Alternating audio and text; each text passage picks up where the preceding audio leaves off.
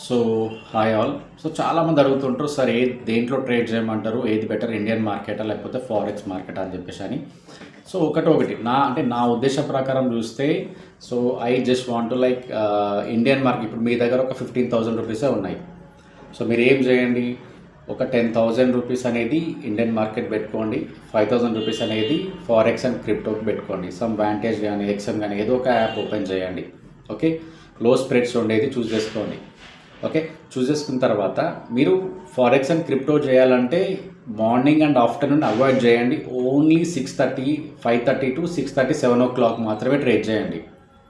ఈ 2 hours అంతే. Morning and afternoon observe చేయండి. ఈ న్యూయార్క్ సెషన్లో అంటే ఈవినింగ్ సెషన్ ఉంటుంది కదా, 5 to 7 ఈ టైంలో మాత్రమే ట్రేడ్ చేయండి.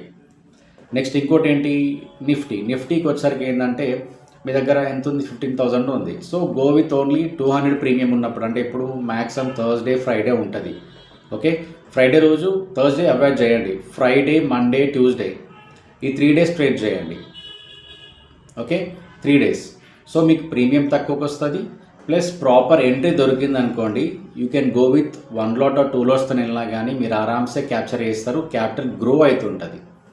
ఓకే, గ్రో అయిన తర్వాత మీ క్యాపిటల్ గ్రో అయ్యే వరకు కూడా మీరు 1 lotతో వెళ్ళండి. 3 days మాత్రమే ట్రేడ్ చేయండి. ఫ్రైడే, మండే, ట్యూస్డే ఈ 3 days మాత్రమే ట్రేడ్ చేయండి.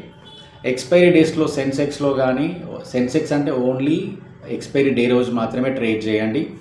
అండ్ నిఫ్టీ అయినా సరే, సెన్సెక్స్ అయినా సరే, ఈ రెండు కూడా ఎక్స్పైరీ డే రోజు మీరు ఆఫ్టర్నూన్ 1 to 2 మధ్యనే ట్రేడ్ చేయండి. ఆ తర్వాత ట్రేడ్ చేయకండి, బిఫోర్ ట్రేడ్ చేయకండి. ఓకే, ఎందుకంటే ప్రీమియం అప్పుడే చాలా షార్ప్గా మూవ్ అయ్యే ఛాన్స్ ఎక్కువగా ఉంటుంది. మ్యాక్సిమమ్ రఫ్లీ చెప్పాలంటే 12:45 to 2 PM అంతే. ఈ మధ్యలో ట్రేడ్ చేయాలి ఎక్స్పైరీ డేస్లో. సో బిఫోర్ చేయొద్దు, తర్వాత కూడా చేయొద్దు. ఓకే, సో మళ్ళీ 3 o'clock చేస్తాను చేసుకోవచ్చు, కానీ ఓవర్ ట్రేడ్ అయిపోతుంది. ఎందుకంటే మార్నింగ్ ఓ ట్రేడ్ తీసుకుంటారు, ఎక్స్పైరీ రోజు ఆ టైం 12:45 to 2 PM మధ్యలో ఒక ట్రేడ్ తీసుకుంటారు, మళ్ళీ 3 అట్లా తీసుకోకూడదు. డైలీ 1 or 2 ట్రేడ్స్ తీసుకోండి. అది కూడా మ్యాక్సిమం మీరు ఫ్రైడే, మండే, ట్యూస్డే ప్రీమియమ్స్ తక్కువ ఉంటాయి కాబట్టి మీకున్న లో క్యాపిటల్కి అది చాలా బెటర్.